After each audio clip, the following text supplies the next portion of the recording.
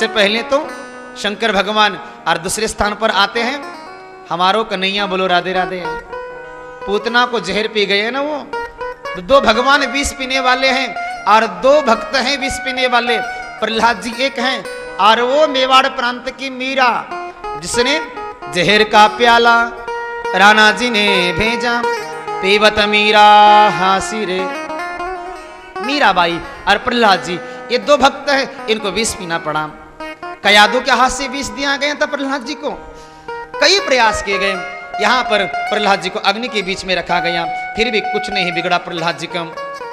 अंततोगत्वा प्रहलाद जी के ऊपर हिरण्यकश्यप को बहुत गुस्सा आ गया और हिरण्यकश्यप ने पूछा, बोल प्रहलाद तेरा वो नारायण किधर है?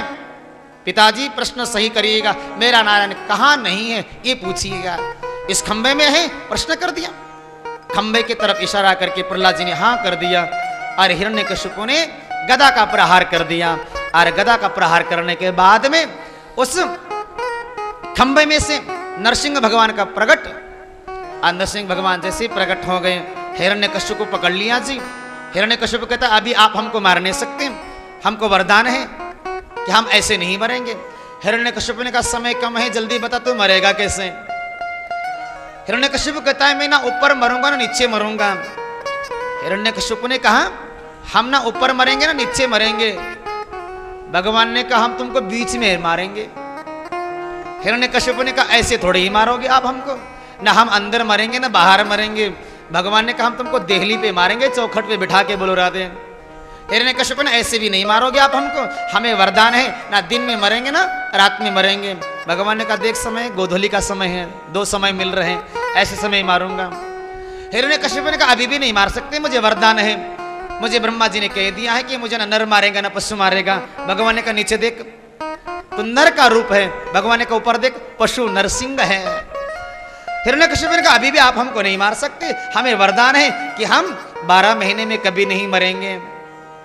भगवान नरसिंह ने कहा तुझे मारने के लिए तो मैंने 13वां महीना बनाया है, अधिक मास। हिरण्यकश्यप ने कहा अभी भी नहीं मार सकते, ब्रह्मा के सृष्टि में मुझे कोई नहीं मार सकता, मुझे वरदान है। भगवान नरसिंह ने कहा वो रहे ब्रह्मा, पूछ उसको मैंने बनाया है या उसने मुझे बनाया है? हिरण्यकश्यप ने जैसे ब्रह्मा की तरफ देख लिया ना, ब्रह्मा जी भाग गए, बोले मैं नहीं जानता तुमको, तुम कौन हो? बोलो राधे राधे। जब समय खराब आ जाता है ना तो सगा भाई भी हरि बोल, कोई साथ नहीं देता। और कोई बड़ा बन जाए ना, बोले हमारे मामा के चाचा के काकू के ताऊ का लड़का है, बोलो राधे।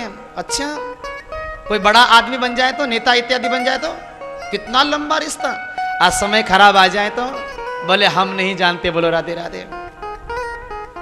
कितना जिसे पुत्रों को प्राप्त करने के लिए व्यक्ति कितना प्रयास करता है, वो पुत्र यदि विमुख हो जाए, पिता को कष्ट देने लग जाता है तो पेपर में निकलवा देता है, आज के बाद में इसका मेरा कोई संबंध नहीं, लेन देन के तुम जिम्मेदार रह जाओगे, बोलो राधे। जिसे पुत्र को प्राप्त करने के उसने कितने प्रयास किए, जिसे पुत्र प्राप्त करने के लिए कहां कहां उसने भटका, उस पुत्र जब विपरीत हो जाता है तो पेपर में निकाल। क्यों? हर मनुष्य अपने सुख के अधीन है, कोई किसी के लिए नहीं जीता जी, सब अपने लिए जी रहे हैं, बोलो राधे। अपना स्वार्थ सिद्ध हो रहा है, अपना काम बन जाता है, इसलिए सब संसार में जो भी है संसार के अधीन है। आज भागवत रूपी ग्रंथ में हिरण्यकश्यप को पकड़ लिया और पकड़ करके नरसिंह भगवान ने उद्धार कर दिया। इसी हिरण्यकश्यप का पुत्र हो गए विरोचन, और विरोचन को गद्दी पे बिठा लिया। विरोचन के पुत्र हो गए विरोचन के पुत्र हो गए बलि, और बलि के दरवाजे के ऊपर एक दिन स्वयं वामन भगवान आ गए। वामन भगवान ने आकर के बलि नाम के राजा से 3 पग भूमि मांग ली, और 3 पग भूमि बलि नाम के राजा को दान में बलि नाम के राजा ने 3 पग भूमि दान में दे दी। अस्तु वामन चरित्र को आप लोग सुनते रहते हैं, आज तो सारी कथा चरित्रों में निकल जाएगी, बोलो राधे राधे। जिस मकसद से हम लोग बैठे हैं उस कथा की तरफ लेके चलो, बोलो राधे। आज कन्हैया का जन्म महोत्सव है और उस कथा की तरफ लेके चलना जरूरी है, बोलो राधे। वामन चरित्र तो आप सुनते रहते हैं, वामन चरित्र कोई बढ़िया नहीं जी, ब्रज की गोपिकाओं ने इसको कपट अवतार कह दिया, बोलो राधे राधे। ब्रह्मर गीत में आएगा आगे चल करके, धोखा यदि किसी को देना हो तो वामन से सीख लो, बोलो राधे राधे।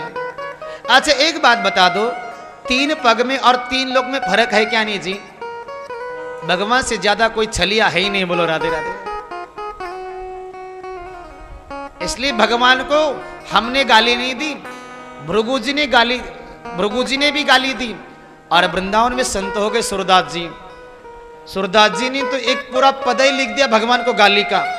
भगवान को गाली देना हो तो लिख के रख लो, बोलो राधे राधे।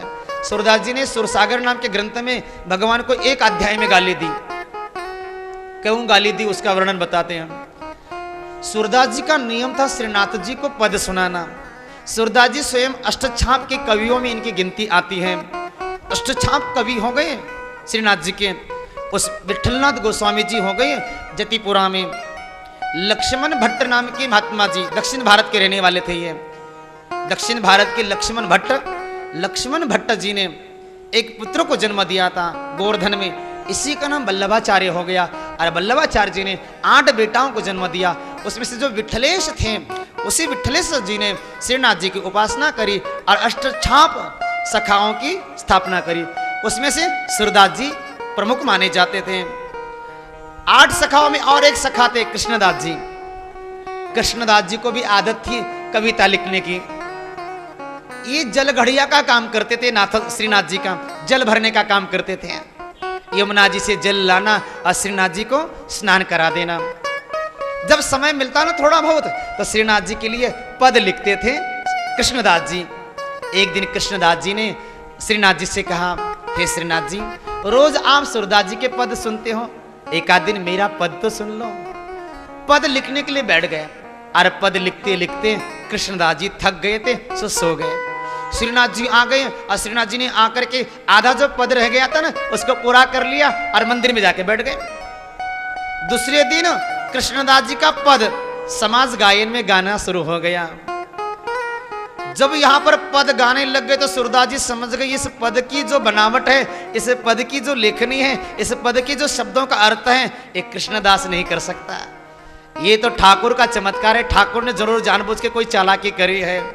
सूरदास जी को गुस्सा आ गया और चले गए अपने कुटिया में वापिस। आज पद गायन में बैठे नहीं।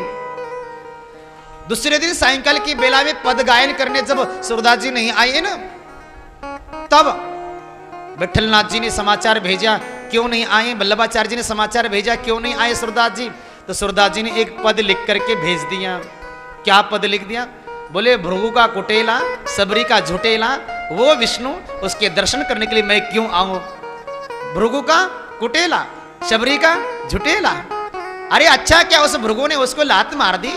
अच्छा है वो मैं जानता हूं, उसको झूठा खाने की आदत पड़ गई है। जब कृष्ण बनता है तो मनसुखा की कड़ी खा लेता है, ब्रज की गोपिकाओं के चीर माखन कर लेता है। मैं जानता हूं उसकी आदत क्या है। अरे ब्राह्मण के मुख से झूठा खा लो तो चल जाता है, मगर शबरी के मुख से खाने का क्या मतलब बनता है। वो मातंग जाति की, वो शबर नाम की जाति की, वो मातंग ऋषि की शिष्या। अरे ब्राह्मण का झूठा खाना तो ठीक है, मगर उसने उस शबरी का ऐसा सुनाना शुरू कर दिया। सो भगवान प्रकट हो गए। बोलो राधे राधे। सूरदास जी सुनाते जा रहे हैं, मुझे मालूम है विष्णु तू क्या चीज है।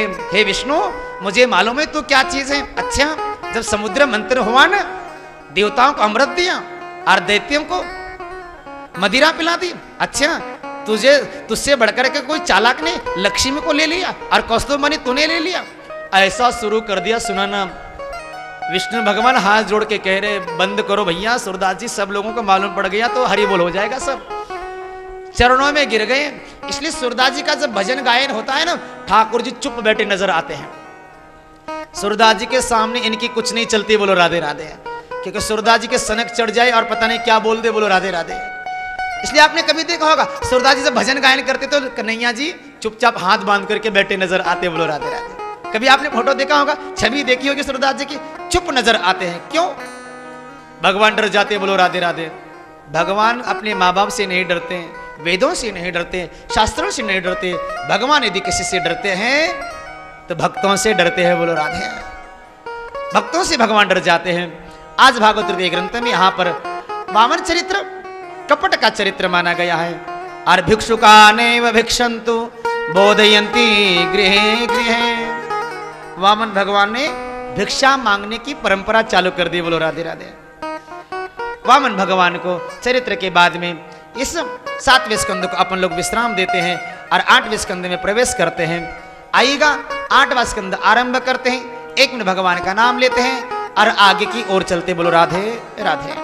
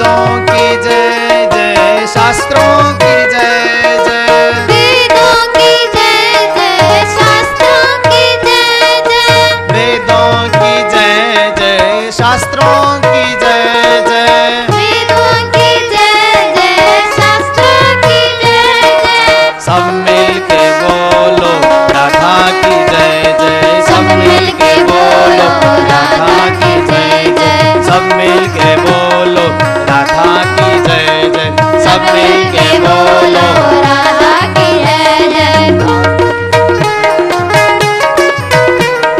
ब्रह्मा की जय जय, विष्णु की जय जय, ब्रह्मा की जय जय, विष्णु की जय जय, सब मिलके बोलो राधा की जय जय, सब मिलके बोलो राधा की जय जय, सब मिल के बोलो राधा की जय जय, सब मिल के बोलो राधा की जय जय, सब मिल के बोलो राधा की जय जय, राधा की जय जय कृष्ण की जय जय, रामा की जय जय, कृष्ण की जय जय, सब मिलके बोलो राधा की जय जय, सब मिलके बोलो राधा की जय जय, सब मिलके बोलो राधा की जय जय।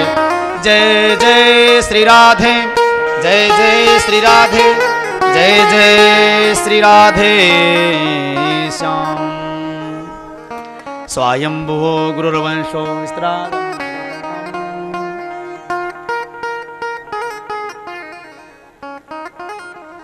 श्री राधे। यत्र यत्र हरेर जन्म, 8वें स्कंद में बता रहे हैं, यत्र यत्र हरेर जन्म, 8वें स्कंद के पहले अध्याय का दूसरा श्लोक बताता है, यत्र यत्र हरेर जन्म, जहां जहां पर हरि के भक्त जन्म लेकर के आते हैं, वहां वहां पर अपने आप तीर्थ बन जाता है, अपने आप सब कुछ वहां का पावन हो जाता है। इसलिए जहां जहां पर संत जन्म लेकर के आते हैं, जहां जहां पर भक्त जन्म लेकर के आते हैं, वो जगह, वो स्थान अपने आप सिद्ध और पवित्र हो जाती हैं। नदिया में आप कभी गए हो चैतन्य महाप्रभु का दर्शन करने के लिए मायापुर में? बहुत सुंदर दर्शन, नवद्वीप पे जाकर के देखिएगा। दूसरा वृंदावन आज भी है वहां पर, बोलो राधे। बहुत सुंदर जगह। आपको यदि वृंदावन का वास्तव में आनंद लेना है, ये तो है ही है, संजीवन वृंदावन है ही है, मगर वृंदावन का आनंद लेना हो तो नवद्वीप में जाकर के देखिएगा। चैतन्य महाप्रभु की एक विशेषता थी जी। लोग कहते हैं कि चैतन्य महाप्रभु जी ने क्या किया। चैतन्य महाप्रभु जी ने जो किया वो भगवान ने भी नहीं किया, बोलो राधे। एक बार की बात है, जगाई मधाई दो हो गए, बड़े विचित्र, नदिया के रहने वाले थे, जगाई और मधाई। उनकी आदत थी रोज हरि बोल करना, बोलो राधे राधे। समझ रहे ना हरि बोल? राधे राधे। नित्य प्रति पिए बिना आनंद नहीं लेते थे वो। दिनचर्या 24 घंटा वो मदिरा पान करके रहते थे। जगाई और मधाई। चैतन्य महाप्रभु जी पहुंच गए अपने सारे मंडली को लेकर के। जगाई मधाई से पूछा, भैया तुमको काय में आनंद आता है? बोले हमको पीने में बड़ा आनंद आता है।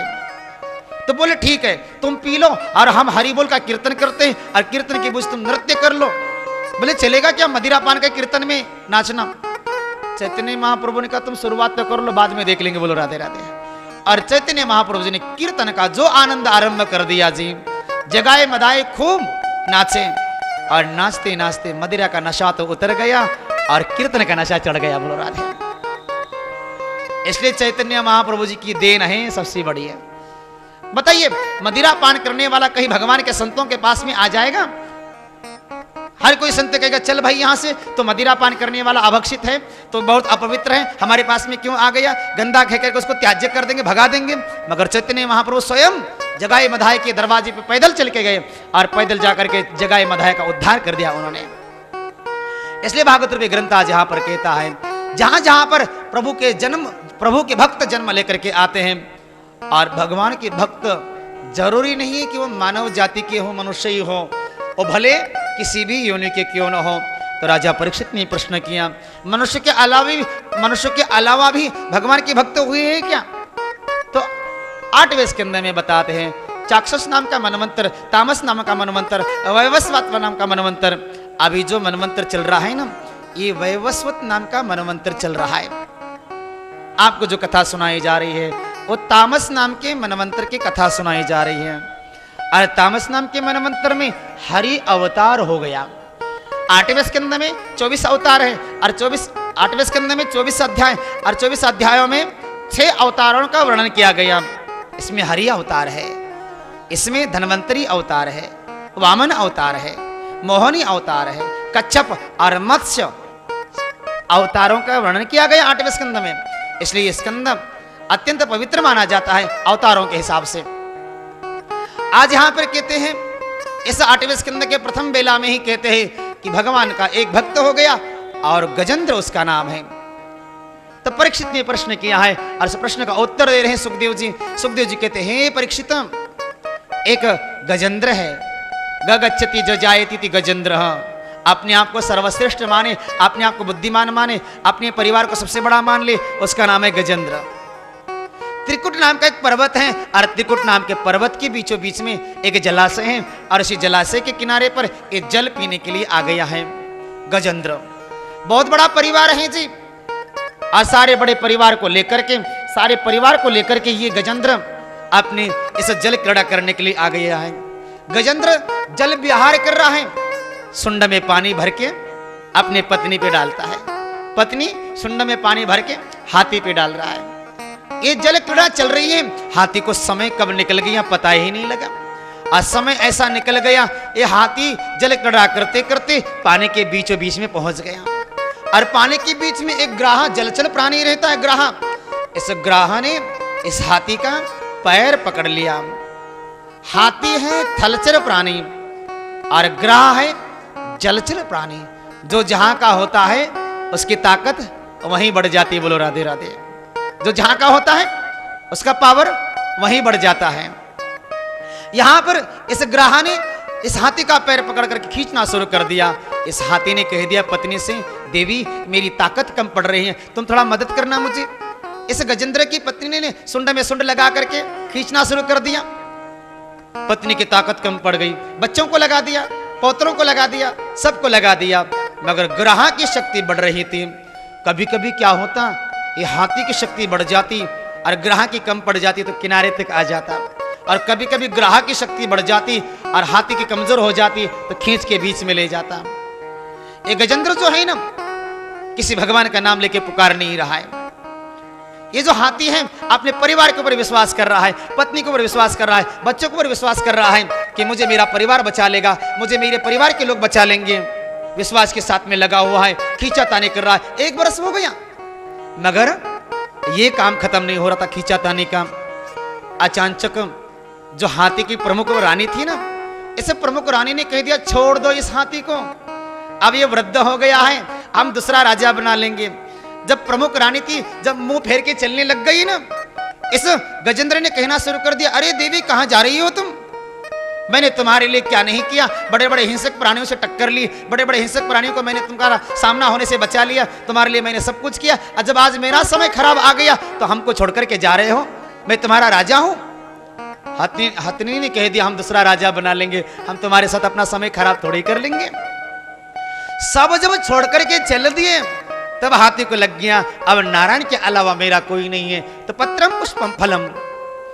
हाथी ने एक कमल का पुष्प उठा लिया और कमल का पुष्प उठा करके इस हाथी ने आकाश की ओर फेंक लिया, और आकाश की ओर फेंक करके उस हरति पापा नाम इति हरि,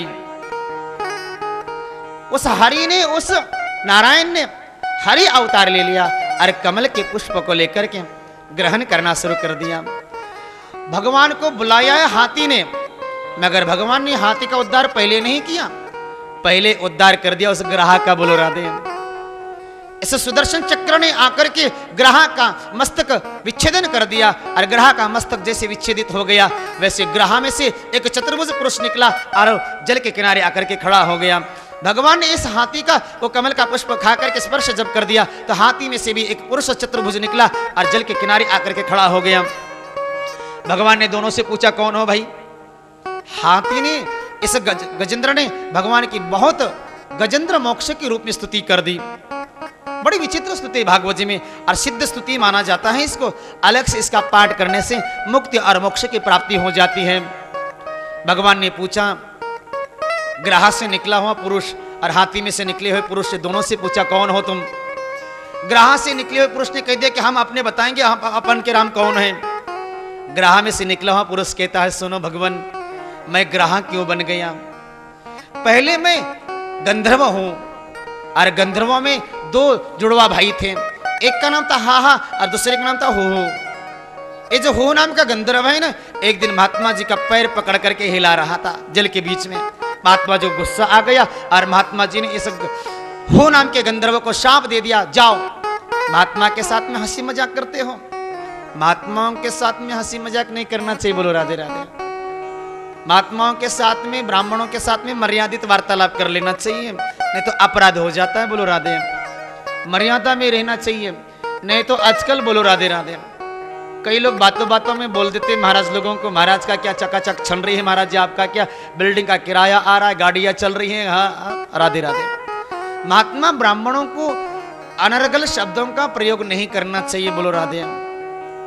आज यहाँ पर ये जो हो नाम का गंधर्व है ना, इसने जब महात्मा की चरण पकड़ लिए तो महात्मा जी ने शाप दिया, महात्माओं के साथ हंसी मजाक करते हो, बड़ा शौक है पानी के बीच में रहने का, बड़ा तुमको अच्छा लगता है पानी में घुसना, हे हो नाम के गंधर्व जाओ ग्राह योनि के मगरमच्छ बन जाओगे, शाप दे दिया। इस हो नाम के गंधर्व ने महात्मा जी से पूछा, हे महात्मा जी उद्धार कैसे होगा बताइए ना। महात्मा जी ने कह दिया जाओ किसी संत के पैर पकड़ लेना, उद्धार हो जाएगा। तो इस ग्राह ने हाथी को संत मान लिया और अपना उद्धार कर लिया। भगवान ने पूछा इस गजेंद्र में से, हाथी में से निकले हुए पुरुष से, कौन हो भाई तुम हाथी क्यों बने। तब हाथी में से निकला हुआ पुरुष बोल रहा है, बोले मैं इंद्रद्युम्न नाम का राजा हूं। भगवान ने कहा इंद्रद्युम्न तुम राजा होते हुए हाथी कैसे बन गए। तब इंद्रद्युम्न नाम का राजा कह रहा है मैं हाथी क्यों बन गया। ये इंद्रद्युम्न नाम का राजा है ना, इसको आदत थी महात्माओं के बीच में जाकर के बैठ जाना और महात्मा जैसी बातें कर लेना। ए मैया तुम लोग कभी कथा भागवत में जाते हो क्या नहीं, किधर भी चल देते हो, अस्सी तुस्सी बोलो राधे राधे। दो पंजाबी लड़ रहे थे, पंजाबी पति को गुस्सा आया, पत्नी से कह रहा था तुसी कुत्ता, वो कह रही तुसी कुत्ती, बच्चे पास में कर दे, 80 पिल्ला बोले, बोलो राधे राधे। पति पत्नी के झगड़े में पति कह रहा था पत्नी से तुसी कुत्ती, वो कह रहे तुसी कुत्ता, बगल के बच्चे क्या कह रहे 80 पिल्ला, बोलो राधे राधे। पंजाब में बहुत आनंद रहता है, बोलो राधे राधे। लुधियाना का नाम सुने हैं ना सुभाष बाबू, तो अपन के लोग की संक्रांति जो है ना इस साल की आने वाली, लुधियाना में गोयल परिवार में लुधियाना में राधे राधे हो गई। अब बाबा आ गए, आओ भैया एक मिनट भगवान का नाम लेते हैं फिर आगे चलते हैं।